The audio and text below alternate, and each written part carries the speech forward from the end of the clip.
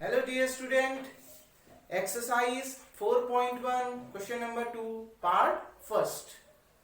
The area of a rectangular plot is 528 meter square. कोई rectangular plot है, उसका area आपको दे रखा है 528 metre square. The length of the plot is one more than twice of its breath.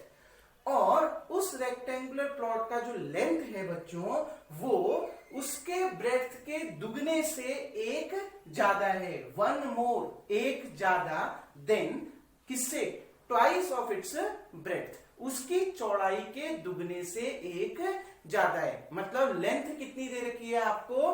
Twice of breadth. 2 into breadth plus 1. Breadth के दुगने से एक ज्यादा. क्लियर बच्चों? चौड़ाई के दुगना करोगे प्लस 1 करोगे. ये आपको दे रहा है वन मोर, वन ज्यादा, एक ज्यादा, then twice of its breadth. मतलब उसकी चौड़ाई के दुगने से एक ज्यादा. Clear? We need to find the length and the breadth of the plot, जिससे हम उस प्लॉट के लेंथ और ब्रेथ को फाइंड कर सके. इस क्वेश्चन में आपने करना क्या है? सिर्फ क्वाड्रेटिक इक्वेशन बनानी है, द्विघात समीकरण बनानी है. ठीक? आपने लेंथ और ब्रेथ नहीं निकालनी है, ध्यान रखना. आपने सिर्फ रिप्रेजेंट करना है इसको क्वाड्रेटिक इक्वेशन के फॉर्म में. क्लियर? अब देखिए बच्चों, मान लिया ब्रेथ कितना है? x metre. ब्रेथ क्यों माना? क्योंकि लेंथ दे रखी है उसके ब्रेथ के दुगने से एक ज्यादा. क्लियर? अलग अलग वेरिएबल लेके सॉल्व होगा ही नहीं, एक ही वेरिएबल से आपने सॉल्व करना है. ध्यान रखना. तो आपको किससे ज्यादा कह रहा है? ब्रेथ से ज्यादा बोल रहा है ना, तो आप ब्रेथ को अज्यूम कर लिया. Breadth of the rectangular plot is x metre. Length कितनी दे रखी है? लेंथ दे रखी है twice of its breadth. 2 into breadth plus 1 more, plus कितना? 1. क्लियर? तो लेंथ कितनी आ जाएगी बच्चों? 2. ब्रेथ कितनी है? x. 2 इंटू एक्स प्लस कितना? 1. इतना क्या? मीटर. मैंने रेक्टेंगुलर प्लॉट की ब्रेथ मान रखी है x मीटर, तो लेंथ कितनी आ गई? 2x plus 1 metre. अब एरिया ऑफ रेक्टेंगुलर क्या हो? कितना दे रखा है आपको? 528 मीटर स्क्वायर. इतना ही दे रखा है ना. एरिया ऑफ रेक्टेंगल कितना होता है? Length into breadth. कितना दे रखा है बच्चों? 528. लेंथ कितनी है? लेंथ कितनी दे रखी है? 2x प्लस 1 दिया है ना. लेंथ कितना दे रखा है? 2x plus 1. ब्रेथ कितनी दे रखी है?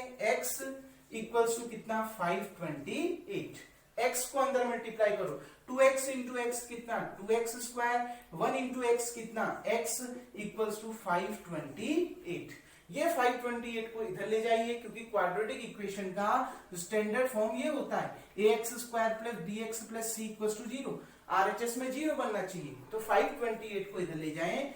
2x square plus x minus 528 equals to 0. तो ये इस वर्ड प्रॉब्लम का क्वाड्रेटिक इक्वेशन रिप्रेजेंटेशन है. इसका रिप्रेजेंटेशन करना था हमें क्वाड्रेटिक इक्वेशन को, मैं लिखना था इसको, तो हमने इसको रिप्रेजेंट कर दिया. क्वेश्चन को देखिए क्या कह रहा था? Represent the following situation in the form of quadratic equation. तो हमने फॉलोइंग प्रॉब्लम को क्वाड्रेटिक इक्वेशन के फॉर्म में रिप्रेजेंट कर दिया. अगर हमसे ये कहता लेंथ और ब्रेथ निकालो, तो हम इस क्वाड्रेटिक इक्वेशन को सॉल्व करते हैं. पता है ना क्वाड्रेटिक इक्वेशन के रूट्स, जीरोस कैसे निकाले जाते हैं. उसी फैक्टराइजेशन मेथड से हम इसको सॉल्व करते और अपना आंसर निकालते. लेकिन हमने केवल क्वाड्रेटिक इक्वेशन के फॉर्म में रिप्रेजेंट करना है, तो यही आपका आंसर है. अब बच्चों सेकंड पार्ट की ओर बढ़ते हैं.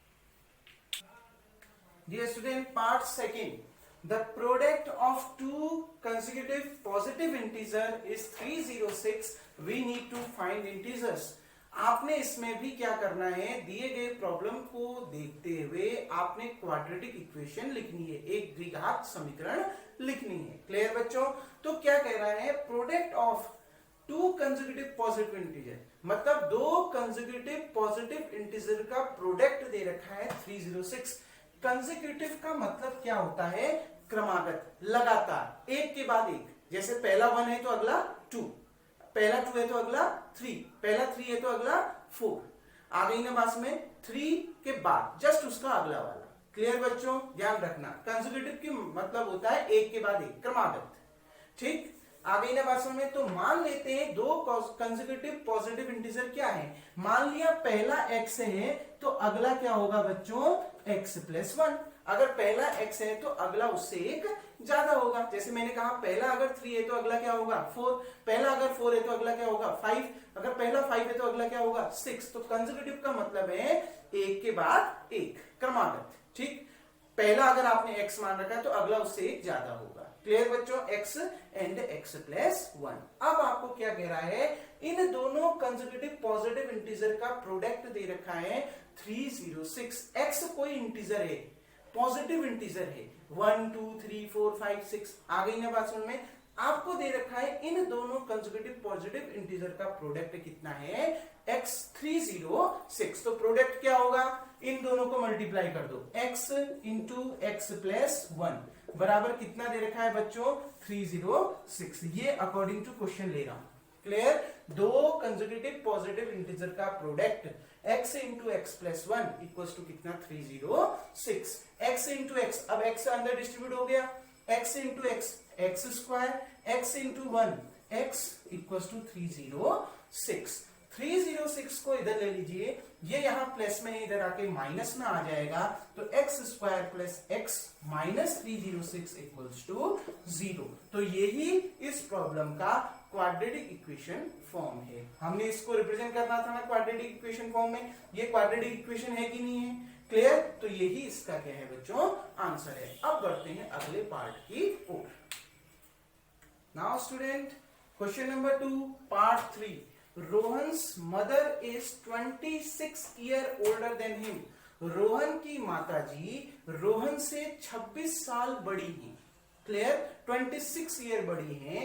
The product of there edges, और उनके उम्र का क्या, उन दोनों के उम्र का प्रोडक्ट 3 years from now, अभी से 3 साल बाद, मतलब अभी से 3 साल बाद जो उनकी उम्र होगी, उनके उम्र का प्रोडक्ट विल बी 360। उन दोनों के उम्र को मल्टीप्लाई करके कितना आ रहा है 360 आ रहा है, अभी से 3 साल बाद। क्लियर बच्चों, we would like to find Rohan's present age. हमें रोहन के प्रेजेंट एज को ताकि हम फाइंड कर सकें, लेकिन आपने एज नहीं फाइंड करना है, क्योंकि क्वेश्चन में क्या बोल रहा है, इन प्रॉब्लम्स को आपने क्वाड्रेटिक इक्वेशन के फॉर्म में रिप्रेजेंट करना है। तो क्वेश्चन में देखो, Rohan's mother is 26 years older than him. Rohan की माताजी रोहन से 26 वर्ष बड़ी हैं। तो रोहन की एज हमने यहां पर कंसिडर करनी पड़ेगी। Let Rohan present age equals to x year. तो Rohan's mother present age, Rohan की माताजी की प्रेजेंट एज कितनी होगी 26 ईयर बड़ी है। अगर मेरी एज 14 है और मैं कह रहा हूं कि आप मेरे से 2 ईयर बड़े हैं, तो आपकी एज कितनी होगी 14 प्लस 2। अगर रोहन की एज x है और रोहन की माताजी उससे 26 ईयर बड़ी है, तो x प्लस 26 आ जाएगी। तो Rohan's mother present age is x plus 26। Clear. अब देखो क्वेश्चन में एक चीज बोल रहा है, प्रोडक्ट तो निकालना है उनकी एज का, लेकिन कब 3 years फ्रॉम नाउ, अभी से 3 साल बाद। तो पहले अभी से 3 साल बाद उनकी एज तो निकालनी होगी। तो रोहन्स एज आफ्टर 3 years, 3 साल बाद रोहन की एज कितनी होगी, अभी रोहन की एज x है, 3 साल बाद कितनी होगी x plus 3। Rohan's mother age after 3 years, Rohan की माताजी की एज अभी से 3 साल बाद कितनी होगी, अभी कितनी है x प्लस 26। तो 3 साल बाद कितनी हो जाएगी x plus 26 plus 3। x plus 26 में कितना ऐड कर दोगे 3 ऐड कर दोगे, 26 में 3 ऐड करा तो कितना आ जाएगा x प्लस 29। क्लियर बच्चों। नाउ आपको दे रखा है, अब उनके जो एज का प्रोडक्ट है वो कितना दे रखा है 360, तब इस समय नहीं। क्लियर बच्चों, 3 साल बाद, मतलब इस केस में इन दोनों को मल्टीप्लाई करके उनकी एज का जो प्रोडक्ट है वो कितना आ रहा है 360। तो इन दोनों को मल्टीप्लाई कर दो ना। प्रोडक्ट क्या है उनकी एज का, प्रोडक्ट एज क्या है, रोहन की एज 3 साल बाद x प्लस 3, उनकी माताजी की एज कितनी x प्लस 29, उन दोनों को प्रोडक्ट करके कितना आ रहा है 360। Product of their age after 3 year, ये भी लिख सकते हैं, आफ्टर 3 years इक्वल्स टू कितना 360। तो 3 साल बाद उनकी एज यही है, इनका प्रोडक्ट कितना आ रहा है 360। मल्टीप्लाई करें, x इंटू एक्स कितना बच्चों एक्स स्क्वायर, x इंटू 29 कितना 29x, 3 इंटू एक्स कितना 3x प्लस 3 इंटू 29, 23 जा 60, 9 3 जा 27, 60 प्लस 27 87, 29 3 जा कितना 87 इक्वल्स टू कितना बच्चों 360। अब ये 360 को इधर ले आओ, ये यहाँ प्लस में, इधर आके माइनस में, x square plus 29x plus 3x कितना 32x plus 87 minus 360 equals to कितना बच्चों 0। दैट इंप्लाइज दैट, अब आंसर देखिए एक्स स्क्वायर प्लस 32x, 360 में से 87 माइनस करिए, 360 में से 60, 300, 300 में 20, 280, 280 में 7 माइनस करो 273, कितना आ गया 273। बड़े नंबर के आगे कौन सा साइन है माइनस, तो माइनस 273 इक्वल्स टू 0। तो कितना आ गया बच्चों x square plus 32x minus 273 equals to 0। तो इस प्रॉब्लम का जो क्वाड्रेटिक इक्वेशन फॉर्म में रिप्रेजेंटेशन है वो आपका आ गया। समझ में आया क्वेश्चन? क्वेश्चन में क्या कह रहा था, प्रेजेंट एज ऑफ रोहन हमने कंसिडर किया x और उनकी माताजी की एज कितनी है, उनकी माताजी उनसे 26 ईयर बड़ी है, तो माताजी की एज कितनी हो गई x प्लस 26। क्लियर? अब देखो अभी से 3 साल बाद उनकी एज का प्रोडक्ट, मतलब अभी से 3 साल बाद की एज तो निकालनी होगी ना, तो रोहन्स एज आफ्टर 3 इयर्स, अभी x है 3 साल बाद x प्लस 3, उनकी माताजी की एज कितनी हो जाएगी x प्लस 26 प्लस 3 यानी कितना x प्लस 29, और दिया क्या है 3 साल बाद उनकी जो एज का प्रोडक्ट है वो कितना दिया है 360, मतलब इन दोनों को मल्टीप्लाई करो किसके बराबर 360, सॉल्व किया तो आपकी क्वाड्रेटिक इक्वेशन निकल के आ गई। होप सो ये पार्ट भी आपको समझ में आ गया होगा। अब बढ़ते हैं अगले पार्ट की ओर। Now dear student, question number 2 part 4। Fourth part क्या कह रहा है, देखो बच्चों, a train travels a distance of 480 kilometre. एक ट्रेन है जो 480 किलोमीटर डिस्टेंस को ट्रेवल करती है एट ए यूनिफॉर्म स्पीड, एक समान चाल से, एक समान स्पीड से। If the speed had been 8 kilometre per hour less, अगर उस ट्रेन की स्पीड 8 किलोमीटर पर आवर कम हो जाती है, then it would have taken 3 hours, तो उसको 3 घंटे ज्यादा लगते हैं, more to cover the same distance. Same distance को कवर करने पर कितने समय, कितना घंटा ज्यादा लगता है, 3 घंटा ज्यादा लगता है। We need to find the speed of the train, हमें जरूरत है ट्रेन की स्पीड निकालने की, हमें स्पीड नहीं निकालनी। क्लियर? हमें इसको सिर्फ क्वाड्रेटिक इक्वेशन में रिप्रेजेंट करना है। मैं इससे पहले 3rd चैप्टर की वीडियोस में इस क्वेश्चन को समझा चुका हूं आपको, कैसे आपने क्वाड्रेटिक इक्वेशन बनानी है इसकी, लेकिन यहां थोड़ा सा दूसरी मेथड में यूज करूंगा बच्चों, ध्यान से समझिएगा। आधा स्टेप वही होगा, लास्ट में एक दूसरा मेथड से मैं इसको आज समझाऊंगा। वहां में पहले भी मैं इस क्वेश्चन को समझा चुका हूं, आप मेरी पुरानी वीडियोस भी देख सकते हैं। अब देखिए बच्चों, हमने कहा जो हमने निकाला है x, हम उसको मानेंगे। हमने निकालना क्या है, speed of the train. Let the speed of the train is x kilometre per our. Distance cover by train, distance, कितना डिस्टेंस कवर किया जा रहा है ट्रेन के द्वारा, 480 किलोमीटर। जब आपके पास डिस्टेंस मालूम है, आपको एक फॉर्मूला मालूम है, distance equals to speed into time. Clear बच्चों? ये हमें मालूम है। तो अब स्पीड, टाइम कितना हो जाएगा, डिस्टेंस अपॉन स्पीड। तो time taken by train to cover a distance, इस डिस्टेंस को कवर करने के लिए ट्रेन को कितना समय लगेगा, t1 equals to distance upon speed. Distance कितनी दे रखी है 480 और मैंने ट्रेन की स्पीड कितनी मान रखी है x, तो कितना समय लगेगा 480 अपॉन x आवर। क्लियर? अब देखिए बच्चों, केस फर्स्ट क्या बोल रहा है, speed had been 8 kilometre per hour less. अगर स्पीड ट्रेन की 8 किलोमीटर पर आवर कम हो जाती है, speed decrease by 8 kilometre per hour, तो स्पीड ऑफ द ट्रेन कितनी हो जाएगी, पहले स्पीड कितनी थी x, अब 8 किलोमीटर पर आवर कम हो जा रही है तो कितनी हो जाएगी x minus 8 kilometre per hour. तो time taken by train to cover a distance of 480 kilometre, तो इस समय ट्रेन को 480 किलोमीटर डिस्टेंस को कवर करने में कितना समय लगेगा, t2 मान लिया, डिस्टेंस अपॉन स्पीड, डिस्टेंस आपको दे रखी है 480 और speed of the train is x minus 8। कोई डाउट यहां पर तक बच्चों? अब देखिए, then it would have taken 3 hours more to cover the same distance. तो उसको 3 घंटे ज्यादा लगते हैं सेम डिस्टेंस को कवर करने पर। मतलब कहीं ना कहीं एक ट्रिक समझिए, ये जो 3 आवर है वो कहीं ना कहीं इन दो टाइम का क्या है, डिफरेंस है। इन दोनों टाइम का अंतर कितना आ रहा है, 3 आवर्स आ रहा है। अब बात ये आती है, आप T1 माइनस T2 करो या फिर T2 माइनस T1 करो। क्लियर बच्चों? अब आपने करना क्या है, इसको समझिए। ये ध्यान रखना, डिफरेंस दोनों टाइम का कितना ले रखा है, 3, तो मैं इक्वल्स टू कितना ले लेता हूं, 3।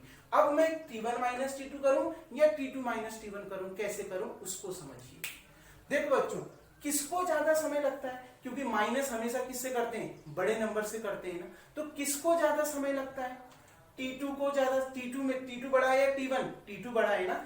इस समय ट्रेन को ज्यादा समय लगता है। ये देखो, speed had been 8 kilometre per hour less. अगर स्पीड को 8 किलोमीटर पर आवर घटा दिया जाए, then it would have taken 3 hours more to cover the same distance. तो उस समय ट्रेन को इसी डिस्टेंस को कवर करने के लिए 3 घंटा ज्यादा समय लगेगा। किसको ज्यादा समय लग रहा है, इस बार ट्रेन को इस समय ज्यादा समय लग रहा है, तो उस समय टाइम कितना है, T2। तो T2 से माइनस करोगे T1 को, जिसमें ज्यादा समय लग रहा है। अगर T1 बड़ा होता तो T1 माइनस T2 करते।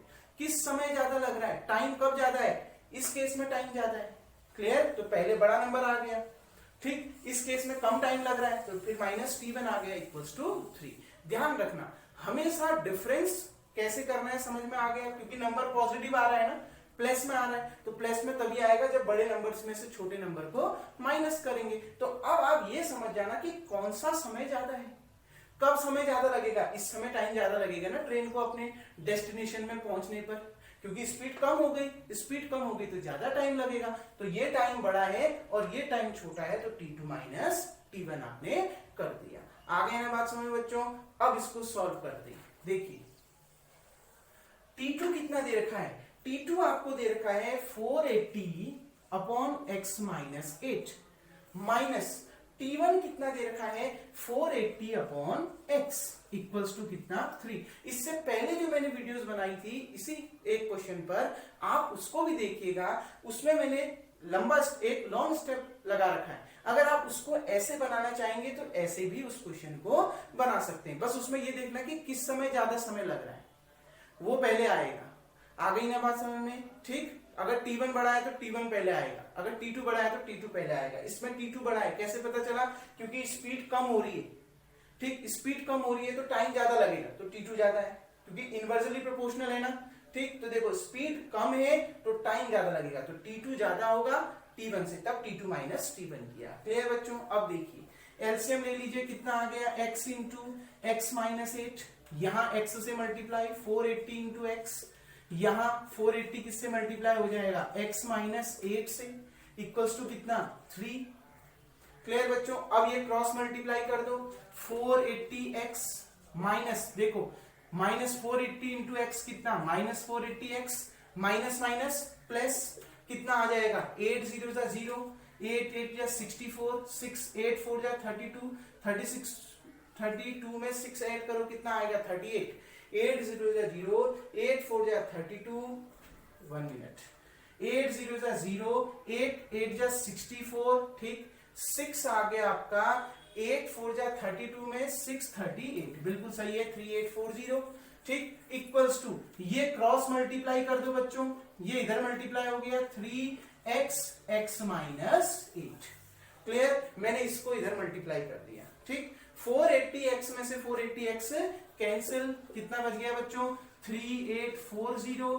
ये देखिए इधर 3 ऐसे ही रहने दो, x को अंदर मल्टीप्लाई कर दो, x इंटू एक्स कितना, x square minus x into 8 कितना, 8x। क्लियर? अब देखो x स्क्वायर माइनस 8x के साथ 3 मल्टीप्लाई में है ना, तो इक्वल टू के उधर जाके डिवाइड में चला जाएगा, कितना आ गया, x square minus 8x equal to 3840 upon 3, divide करिए, 3 1 जा 3, 3 2 जा 6, 2 और 4, 3 8 जा 24 और 0, 1280। ये 1280 आप LHS में लीजिए तो वहां प्लस में, इधर आके माइनस में, कितना आ जाएगा, x square minus 8x minus 1280 equals to 0। तो यही आपका इसका क्या आएगा आंसर। इसका आप फैक्टराइजेशन कर दोगे तो x की वैल्यू निकल जाएगी और वही x क्या होगा, स्पीड ऑफ द ट्रेन होगा। लेकिन निकालना नहीं, आपने केवल क्वाड्रेटिक इक्वेशन के फॉर्म में रिप्रेजेंट करना है। इतना तो आपको समझ में आ गया होगा। ये चीज ध्यान रखना, डिफरेंस हमेशा इतना ही होगा, जितना ज्यादा कम है, जितना कम समय लेगा या जितना ज्यादा समय लेगा। अगर यहाँ पर 2 आवर मोर कहता तो डिफरेंस कितना आता, 2।